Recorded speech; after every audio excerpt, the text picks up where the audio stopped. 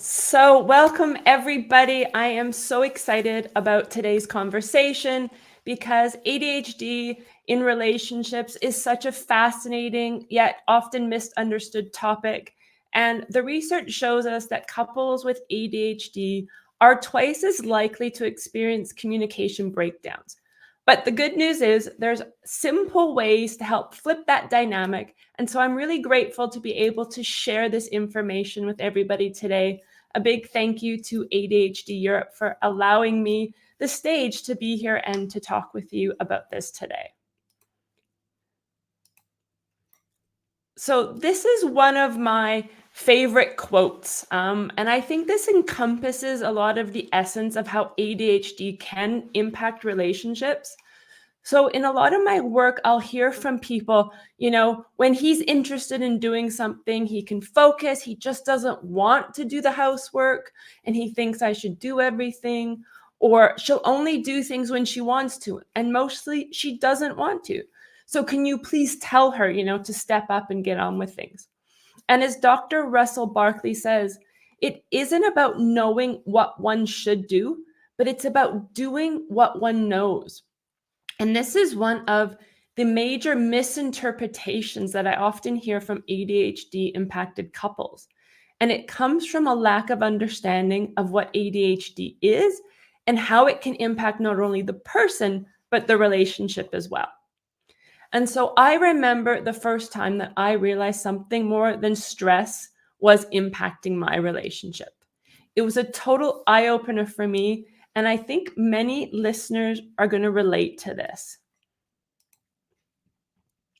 So we were in the middle of renovating our house. And what should have been this really fun project in us creating our forever home turned into a constant battle.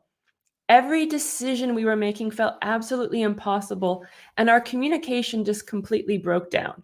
We found ourselves in continual conflict during this process.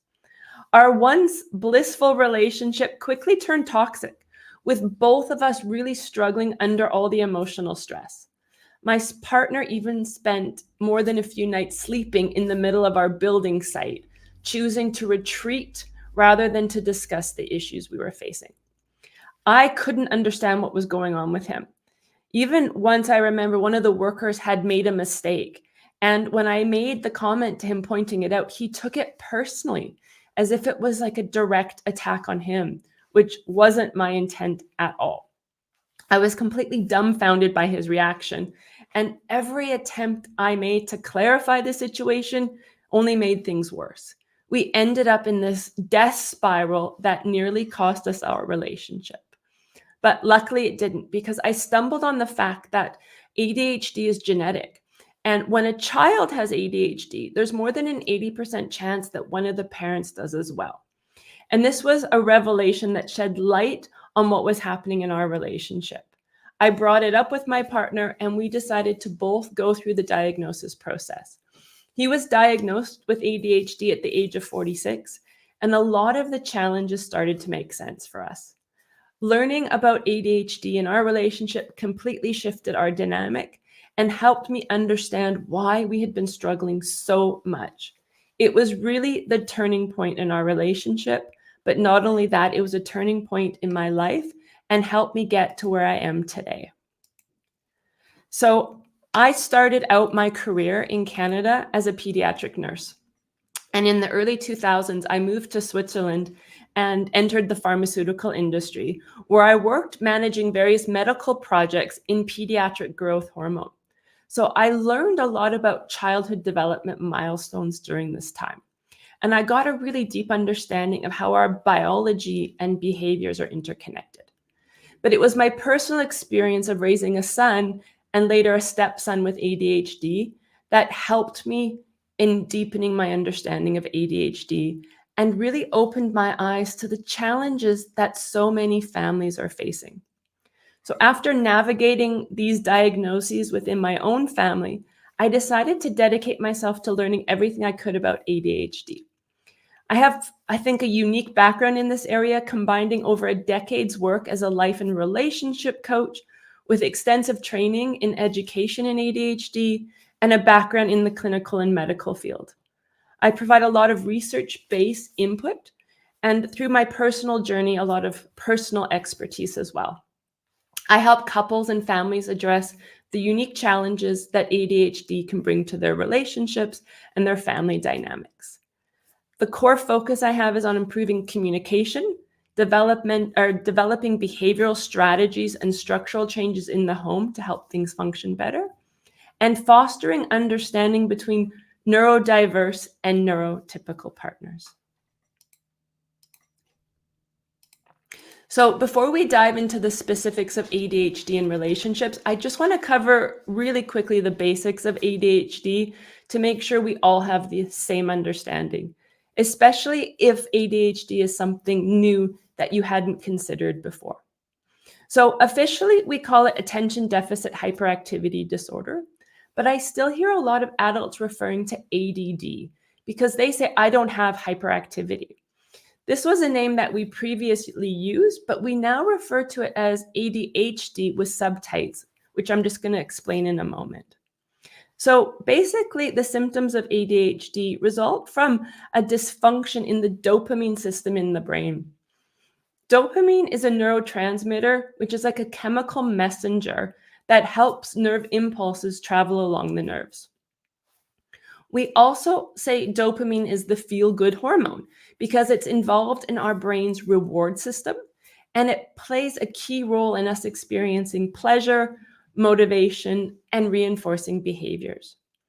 We also see dopamine involved in many of our functions, such as mood regulation, learning and memory, executive functions, which I'll cover, our sleep-wake cycle, and of course, our fight or flight response. So as I mentioned, we talk about three subtypes of ADHD. We have inattentive or distractible ADHD, which are people who are easily distracted. They may struggle to get and stay organized and have trouble focusing on conversations. Then we have impulsive or hyperactive ADHD, people who fidget, stand up when they should be sitting. Their brains are very active. They run almost on overdrive. They might talk a lot or interrupt frequently, and they will often jump from one thing to the next without finishing whatever they've started. And then we have the combined type, which is the most prevalent type of ADHD and is characterized by symptoms of both the inattentive and the hyperactive impulsive type. Now, when we look at ADHD, it's important to keep in mind that there is no one type of ADHD. So one person with ADHD can look very different to the next. And many people often think, I can't possibly have ADHD because I'm not bouncing off the walls, or I'm able to organize my life and I'm always on time. So how could it be? And as we're talking about adult relationships today, it's worth mentioning that ADHD is a lifelong disorder. It's not something you outgrow in puberty like we once thought. And I see this quite often in my work. One of a couple will have received a diagnosis in childhood, and they'll basically forget that they have it after they leave school. And so they'll start, working and they'll start their family. And it's only when things start to go array later in life with children, maybe an illness, a job loss, or in my case, renovating a house, that they start to question, what's really going on. And so it's important also to note that the core symptoms of ADHD, including distractibility, hyperactivity, and impulsivity, are not the only ones. And it's important to understand what we call executive functions, because they help us better understand how ADHD can impact relationships. And while we're going to talk about common symptoms today, it's not everything that I'm going to share with you is going to apply to you yourself. So remember, take what you can gain from this, what you find value in, and feel free to leave the things that don't actually reflect you, your partner, or your relationship. So ADHD can impact 8 key executive function areas. We can think of executive functions as the management system in our brain. And the 8 areas of executive function are organization, impulse control, planning and prioritizing, emotional control, flexible thinking, working memory, self-monitoring, and task initiation. And a person with ADHD may have deficits and struggle with potentially 2 or 3 or maybe all 8 areas. And this is why each person is different in how ADHD shows up in their life. In many of the couples I work with, the key challenges are related to things like emotional control, impulse control, and self-monitoring. But the person may have no problem with organization and time management. And then I have other couples where we focus on organization because they're constantly losing things and they're really struggling to follow through on commitments. But they show up emotionally stable. They don't have anger outbursts or constant changes in mood. When we look at diagnosing ADHD, we're using either the DSM-5 or in Europe, the ICD-11. And we're looking at these key symptoms I mentioned before. But there's also some symptoms of ADHD which don't fall under the diagnosis criteria, but we see quite frequently, and they do impact relationships. So we have here poor sensory and body awareness. So your partner or yourself might be clumsy, might have difficulty with fine motor control. And what I see often is difficulty in perceiving internal sensations.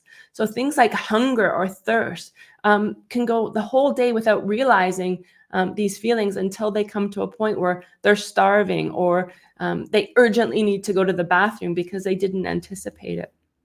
And another thing is having difficulty blocking out external stimuli. So everything can be taken in. The other thing is inconsistent performance. So when the person is really interested and highly engaged, performance can be really, really good. But if they're not interested or motivated, then they might not be able to deliver as they would consistently. Then we've got rejection sensitivity dysphoria. Basically, this is an unbearable pain that results from either a perceived or an actual rejection. It can be teasing or criticism. And I heard this once described as an emotional sunburn, and I think this makes a lot of sense. If somebody pats you on the back and you don't have a sunburn, it's okay, it doesn't hurt. But when you do have a sunburn on your back, this can be excruciatingly painful. And this is how I've heard people describe this feeling of RSD and when it gets triggered, which then can lead to intense emotions and emotional dysregulation. So it can be impulsive reactions or overreactions to things that don't seem in check with what's happened. There can also be difficulty in redirecting emotions or recovering once upset. And they can be highly sensitive to the moods of other people. And I often hear this from my partner. He'll say to me, "Are you angry?" And I say, "No, I'm not." But he might have picked on something really minor in the tone of my voice or a facial expression. And so they're very sensitive to these things. Then we have difficulty with transition. So stopping one task and moving to another task. We have heard the term hyperfocused with ADHD. When something's interesting and is stimulating dopamine, they can focus on it for extended periods of time. There may be cognitive rigidity. So once they have an idea, they have to follow through on it. It's difficult to change their mind on that. And then time blindness. So not recognizing how long something takes or being able to plan and prioritize so things happen in a natural sequence on time. And then lastly, we see with ADHD comorbidities. So it can be things like depression and anxiety to personality disorders like bipolar, borderline personality disorder, and then OCD and tics, just to name a few. In this presentation, what we're going to do is we're going to look at the executive function deficits and really try and understand how these can impact relationships if they're not properly understood and managed. So let's take a jump into the topic of dating, because this is where relationships often start. And falling in love with somebody with ADHD can be absolutely amazing. It can be full of intensity and passion. In the early stages, people with ADHD can be incredibly focused, attentive, and spontaneous. And the relationship feels really exciting, adventurous, and full of surprises. Their creativity and curiosity and their ability to think outside the box can lead to really fun, unique experiences that will really deepen the connection quickly. But I often get the question about what is hyper-focused dating versus what is love bombing. So let's start with hyper-focused dating. If you're neurotypical and you're dating someone who's neurodiverse, you will very quickly likely feel like the center of their world. And you normally are. So people with ADHD tend to be very empathetic. They can foster strong emotional bonds. And they're great at seeing and appreciating little things, which makes their partner feel seen and valued. And this energy and enthusiasm can quickly deepen this emotional bond. And these special creative ideas can make ordinary moments feel really special. Hyper-focused dating stems from a general interest in the person. It's an unintentional ADHD trait where attention and interest are naturally heightened due to the flood of neurochemicals in the brain. Dopamine, of course, being one of them. It's marked by this high rise in chemicals, but this doesn't continue indefinitely. Between 6 and 24 months into a relationship, brain chemicals will return to normal. And when this happens, the ADHDer will look for something else to drive dopamine. So latest at this point in the relationship, the hyperfocus will start to shift to something else. What happens is couples can often feel that they were duped when the honeymoon phase of the relationship ends because this initial intensity and hyper-focus fades. The ADHD partner starts to feel like they're different, right? They're distracted, they're distant, they're less engaged. This initial deep connection often disappears, and it feels to the non-ADHD partner that they've been almost betrayed and disappointed. For the neurodiverse partner, they also start to question themselves and they wonder why they've lost this interest. And they ask, is this really the right person for me? But it's natural that this hyperfocus will fade. And it's important for both partners to understand that this hyperfocus can't last forever, right? And the non-ADHD partner should not equate the fading of this focus with a lack of love or interest. Instead, it's a sign that the relationship is actually evolving to a more stable phase. This point, communication is key, right? Both partners need to understand where the other one is coming from, need to communicate their feelings that they're still invested in the relationship, even though the attention might not be so intense. And to maintain a healthy relationship, both partners should also create routines that help sustain this emotional connection. Things like regular quality time together, check-ins, and reaffirmations of love and commitment. Now, what's the difference between hyper-focused dating and love bombing? This is a question I get all the time. Love bombing is a term that we're hearing a lot in the media. It's become very associated with narcissistic or toxic relationships. And it was highlighted during a Netflix movie called The Tinder Swindler, where it talked about dating scams. And so I get a lot of people asking me, how can you know if it's love bombing or if it's hyper-focused ADHD dating?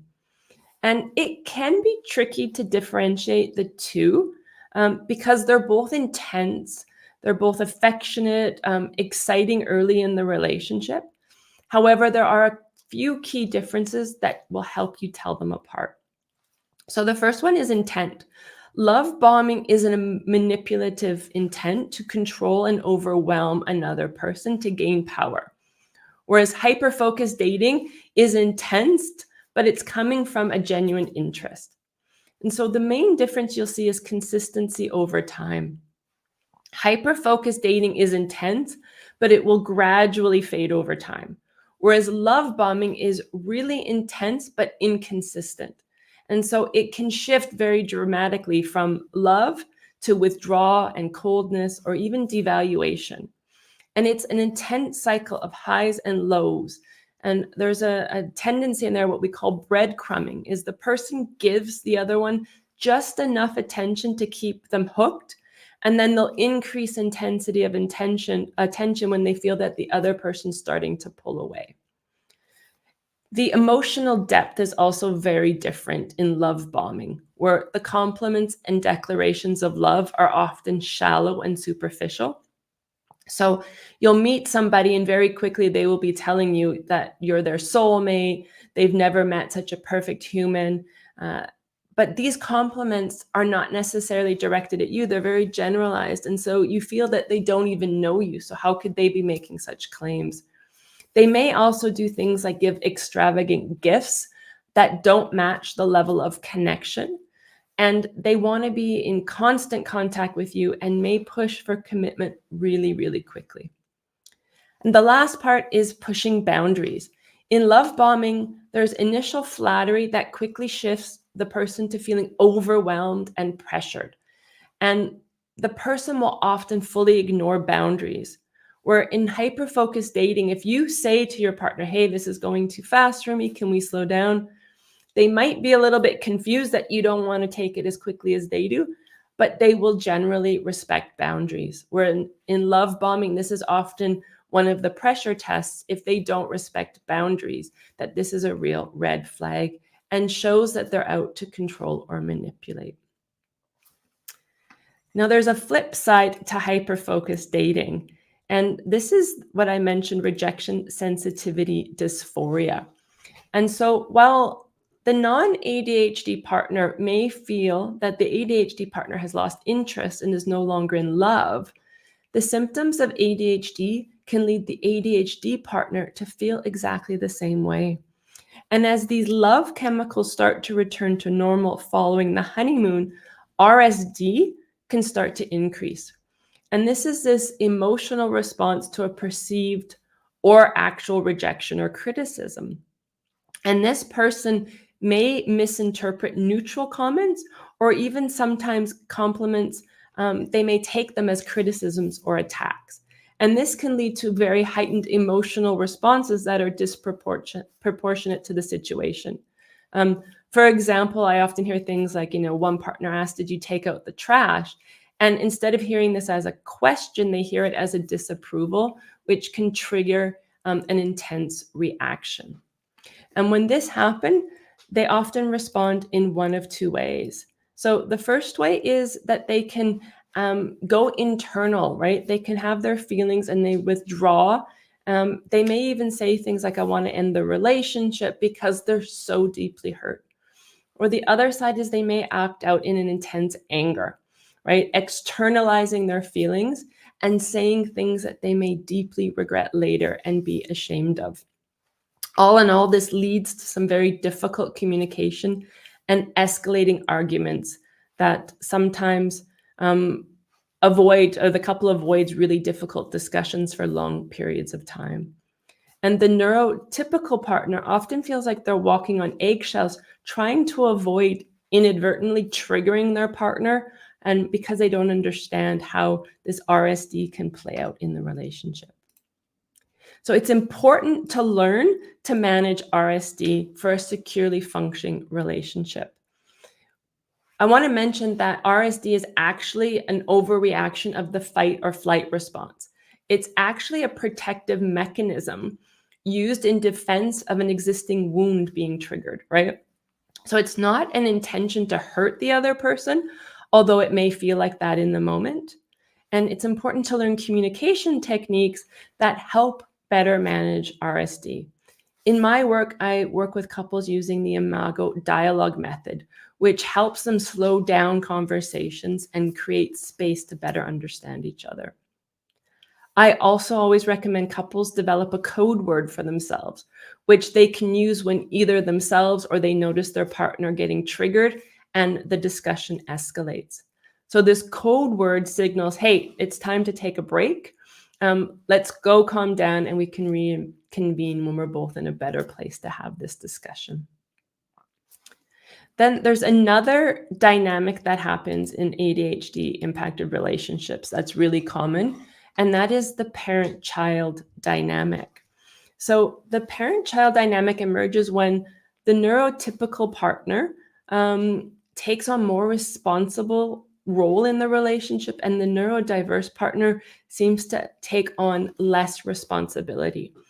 And when we look at fit or compatibility in couples, we see that neurodiverse people tend to seek out and attract partners who are really good at life skills, so have strength in these executive functions that they tend to have some weaknesses in. And the person they tend to attract often had a childhood where they had to grow up really fast and so got super good at life skills, right? Things like cooking and cleaning and paying the bills and organizing. And so initially in the relationship, this is a super fit. And both people want to play to their strengths, right? We've got the neurodiverse person with the creative ideas, the passion, the excitement, and then we've got the neurotypical also then managing all these sort of life things, organizing, the events. But what happens over time is that this dynamic starts to shift, and the non-ADHD partner tends to feel like they're taking on more of the work. There's an imbalance of power and a loss of equality in the relationship. And so the neurotypical person starts to feel overburdened, right? That they're doing the mammoth role of the housework, keeping things running smoothly. And what they tend to do is shift into micromanaging, right? So the neurodiverse person starts to feel that they're being constantly controlled and criticized. And this starts this dynamic in motion.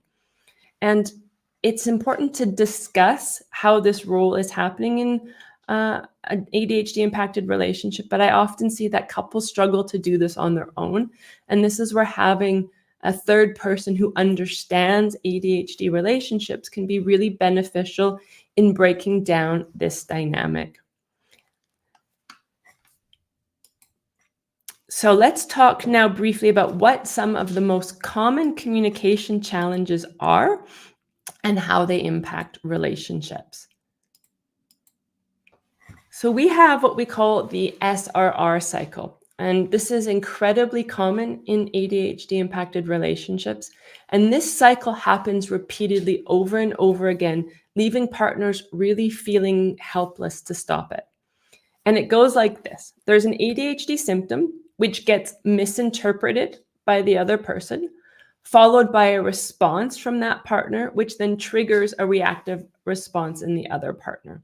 So as you see here, we've got symptom, response, and then that drives the other response.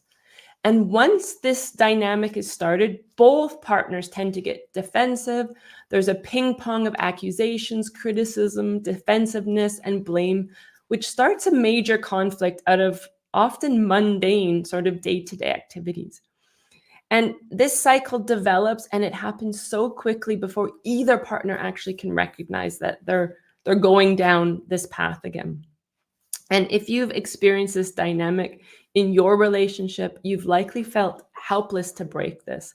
And so I want to give you some insight of what exactly is going on that will help you work on breaking down your own dynamic.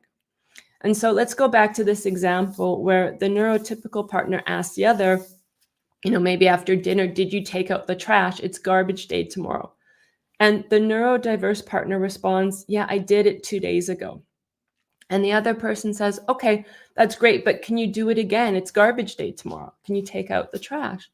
And then the neurodiverse person feels criticized and gets defensive and may say, I took out the trash. I'm not doing it again. You can't control me. Like, don't tell me what to do.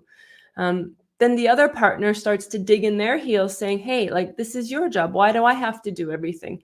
And so there becomes this, this fight. Both people are digging in their heels, not wanting to give in. And this parent-child dynamic ensues of one telling the other person how to do it. This discussion will then escalate. It flies out of control. And often, if the neurodiverse either externally will start to yell and scream, or maybe will retreat, go to bed early, and then not talk to the partner for the rest of the night. So let's break this down and see what exactly is happening. So in this dynamic, when we look at each one of these sort of sprockets, we see that there's an event or a symptom which leads to a thought, which gives rise to a feeling and then a behavior, right? So the request to take out the trash may lead to the thought, hey, I'm an adult, don't tell me what to do, right? And I feel in this moment like you're always trying to control and monitor what I do. And so the behavior outcome of that could be getting angry or defensive or retreating and not talking. And then in the other partner, we have this same cycle, right? So the neurotypical partner may have seen the trash sitting there and thinks, why does, my partner leave everything for me? Why don't, they just do the things we agreed on? And they can feel exhausted by having, to constantly monitor and control everything. And so their behavior is they ask the question, did you take out the trash? But it has a tone to it. And the ADHDer immediately picks up on that tone because they're hypersensitive. And away we go, right? Now the dynamic is off and running. And so you can see here how each one of these thought processes drives the next. And so in ADHD impacted relationships, it's important to understand the mindset that the event plus your response to it is going to give your outcome. And so the most powerful approach that we have in changing dynamics within relationships is to actually look at how we can change our own response to it. And each person in the dynamic is responsible for their own response and for working on their portion of the relationship.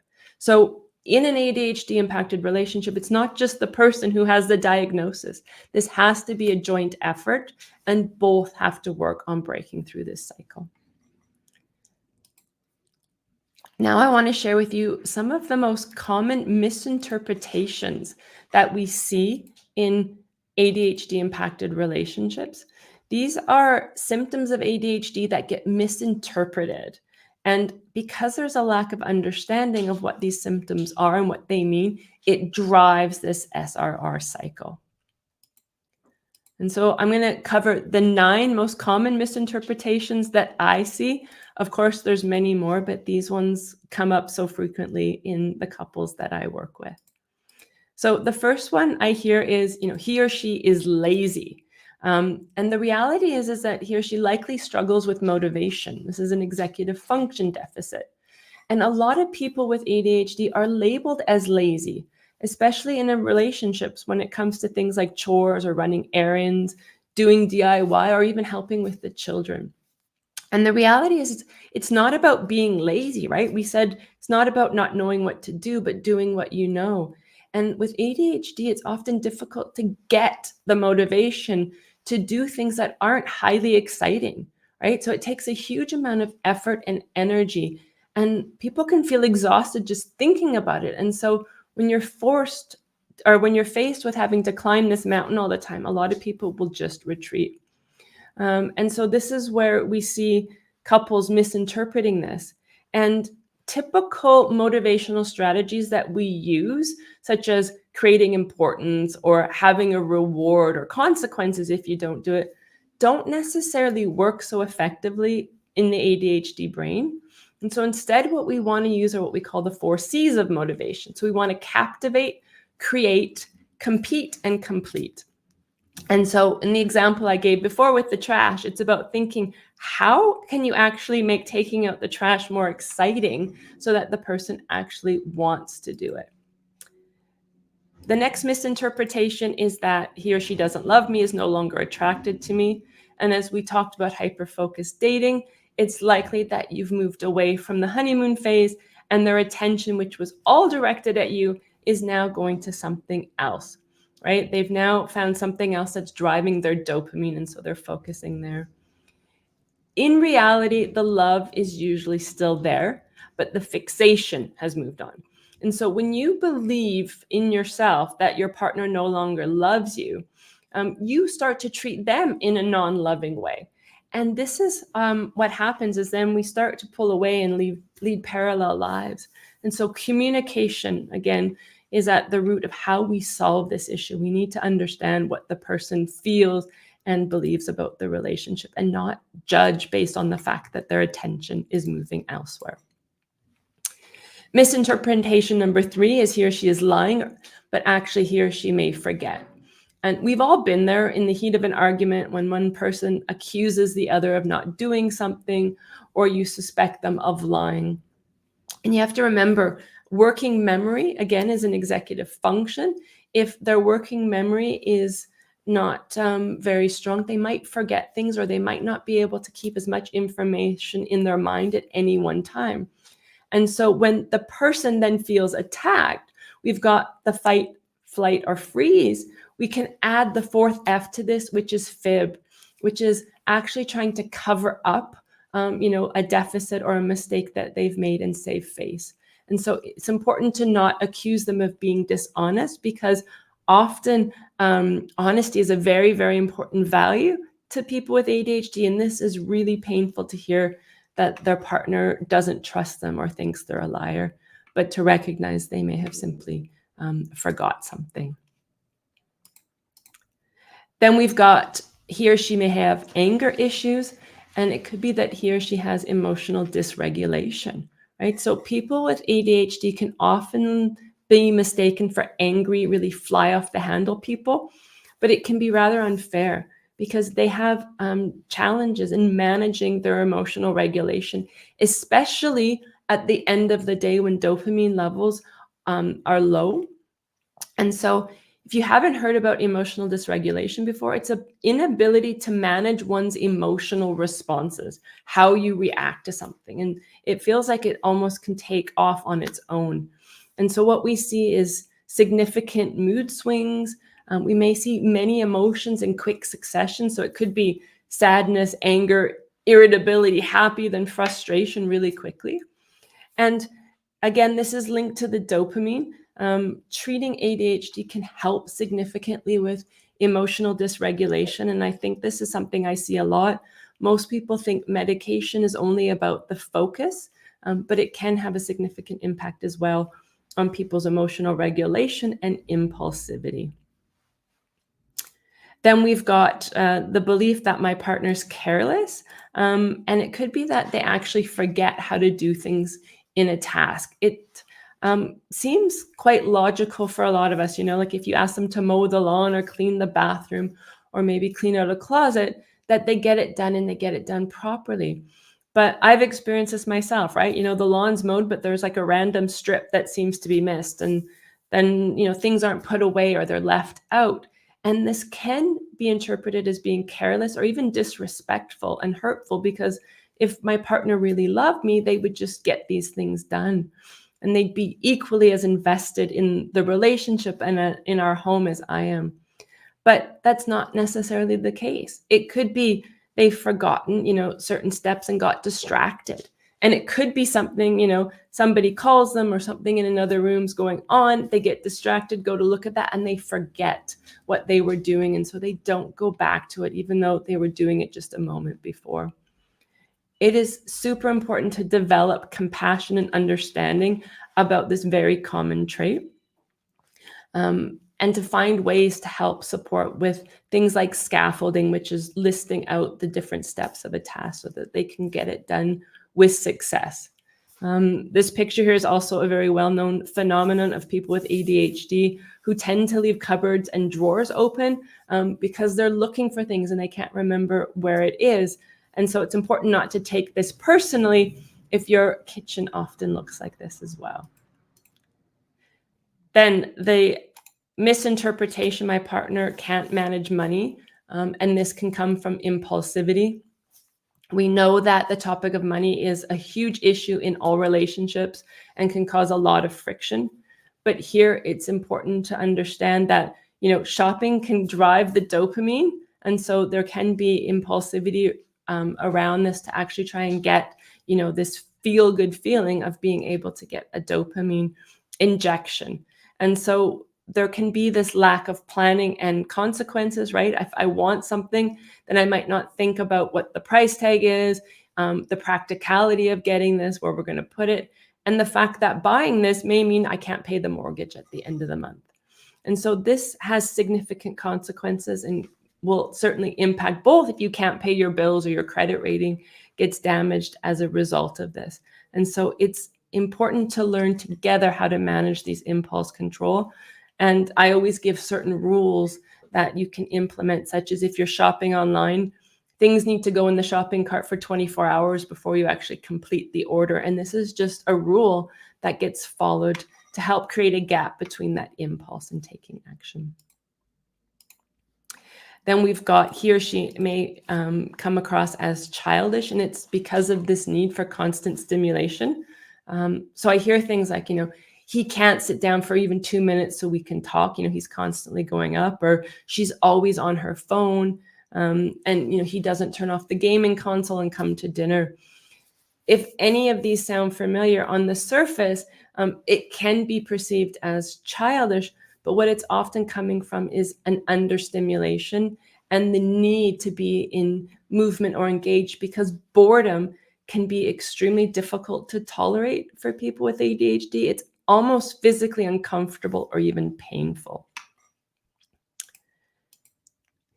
Then we've got number 8, which is he or she is selfish or narcissistic. And often this comes from distraction.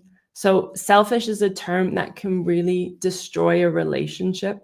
If you're in a relationship and you believe your partner is only out for themselves and isn't interested in your interests or the interests of the relationship, you can start to wonder if it's worth it, if this wasn't supposed to be a 50-50 deal. But this is, again, an important misinterpretation to keep in mind. It's not necessarily driven from them being selfish, but it's distraction that can lead them. They might have an idea and they don't want to forget it. They get distracted by that. And so this is one of those most common sort of misinterpretations that I hear. And then finally, we've got he or she may be taking big risks and not considering the consequences of these. And again, this is driven by that need for dopamine. And this can come in a lot of areas, whether it's risk with finances, with health, in their jobs, or adrenaline-filled hobbies. This can be really stressful.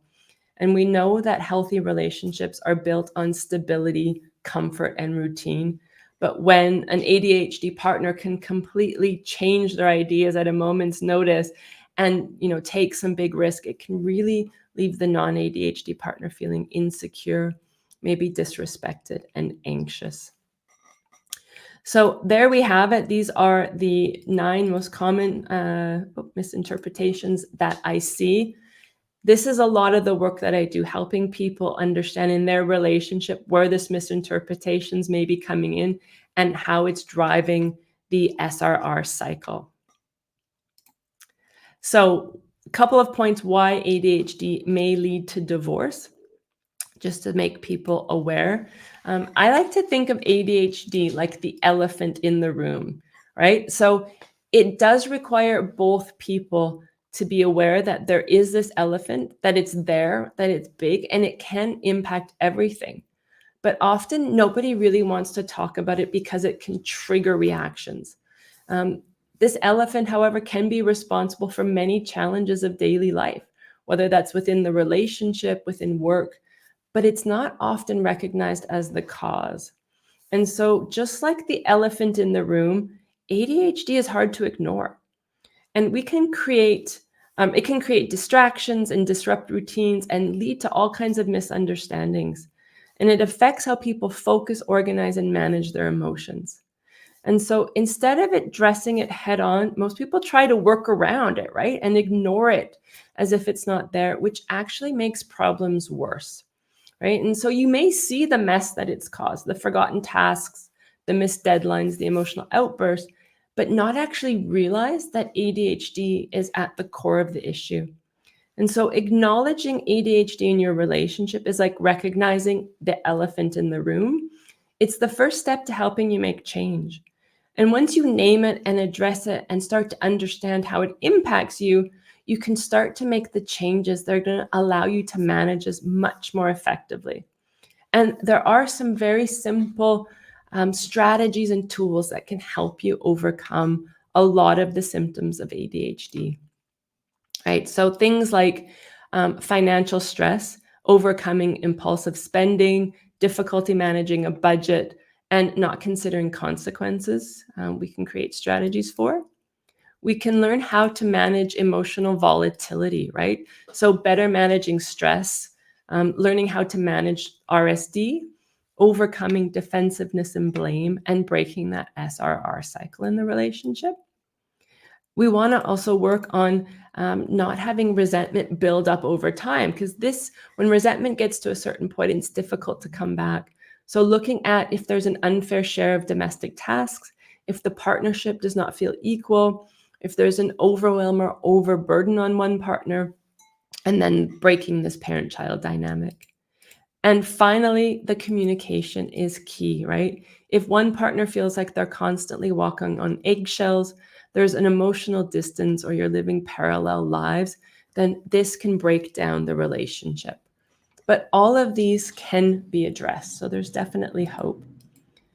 When we look at ADHD communication styles, it can often be quite direct, impulsive, unfiltered, sometimes inattentive and forgetful. And the other thing is often it's black and white, so it's kind of right or wrong. So things like all or nothing thinking, you never listen to me, or I'm always messing things up. And this is a big part of learning to communicate, is also breaking down these thought patterns, helping reframe nuances, especially within the relationship, to see these gray areas and to learn to have more compassion for each other. Part of the reason that emotional regulation is difficult with ADHD comes from our emotional resources.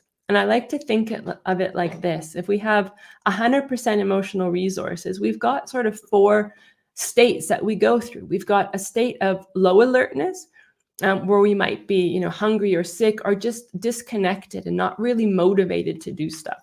Then we've got our green state, focused and calm. This is our ideal zone for learning, for having important conversations.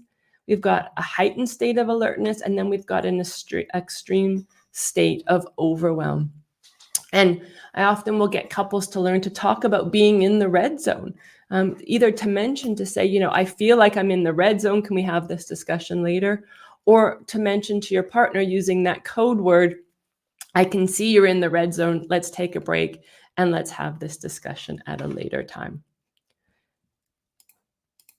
And then we also want to see how neurotypical partners can struggle with the communication from their neurodiverse partners. So it can come from things like this lack of focus, can feel that it's very disrespectful, especially if somebody's getting up during a discussion, their attention drifting off during a conversation, their spontaneous communication style. So it's like trying to follow the red thread can be difficult, as the neurodiverse might jump around between different topics that don't seem connected. And I started this with my partner. I always say to him, oh, you're in a different box. I can't see what you're talking about because I'm not in your box. Can you help bring me over? To help him understand that I haven't followed the connection in the discussion. And then not completing thoughts. This is often ADHDers will say, I thought I said that, but I thought it and I didn't say it. And so for the neurotypical partner, this can be quite frustrating, not hearing the end of a sentence and then feeling like you're not following the conversation. But before I end, I just want to say that ADHD impacted relationships are not all negative, and there's lots and lots of positives as well. So the spontaneity and adventure is amazing, right? Having ideas and enthusiasm can lead to lots of fun and unexpected experiences and can keep the relationship alive and engaging. Creative problem solving, right? Being able to look at other ways to see a situation and find solutions can be really great in a relationship. This hyper focus in the relationship in the early dating stage often comes back. And so you can feel in these relationships, the highs are just that much higher. And there tends to be a high sense of loyalty in relationships. And then resilience and adaptability in the relationship. ADHDers tend to have strong coping mechanisms and can adapt to change. And this can be a real rock in the relationship. And so just to wrap up today, I want to give you 10 tips that will help you in your relationship to make it work. And so, first of all, it's really important to go through psychoeducation when you have an ADHD diagnosis.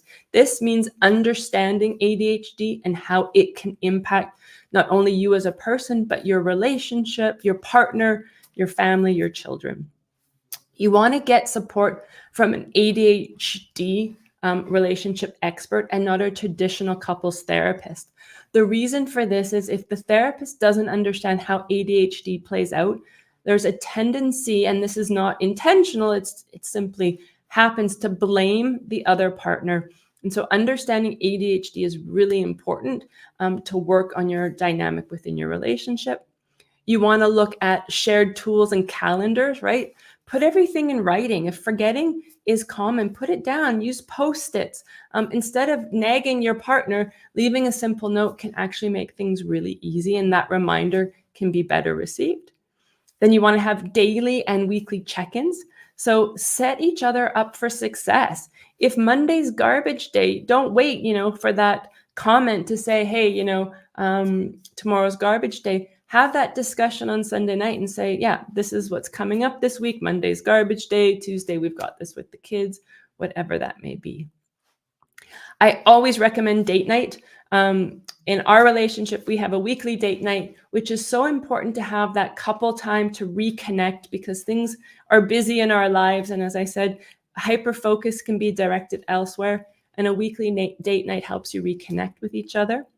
There's tools and structure that we can implement to help manage organization, get chaos under control in your home, and to better manage time together. We want to work on emotional regulation strategies. I mentioned before, imago dialogue is something I find extremely helpful in ADHD-impacted relationships. Together, working as a couple to break the SRR cycle. We want to use empathy, compassion, and collaboration. And just to give you sort of a bit of a timeline, it's every couple's different, of course, but what I see is that couples tend to ride a roller coaster for about 2 or 3 years in learning effective strategies. The first year, of course, after a diagnosis, if there's a late diagnosis, can be intense, or if it's an earlier diagnosis and just now looking at how that impacts the relationship. And then around the 2 to 3 year period, I find couples tend to really settle in. They've learned the strategies. They're doing so much better. They've got a strong foundation and are coping really well. And with that, I want to thank you very much for joining me. I want to thank ADHD Europe for the chance to share this information and to thank them for all the great work that they're doing in raising awareness about ADHD and helping to reduce the stigma and the misconceptions about the disorder. And with that, I would be very happy if there's any questions from anyone. I would be happy to take them live, or if you're watching this as a replay, I'm sure there'll be a chance to post questions and answer them at a later time.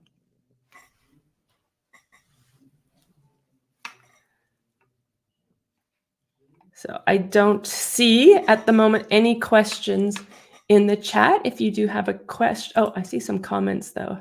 Let me see if there's a question in here.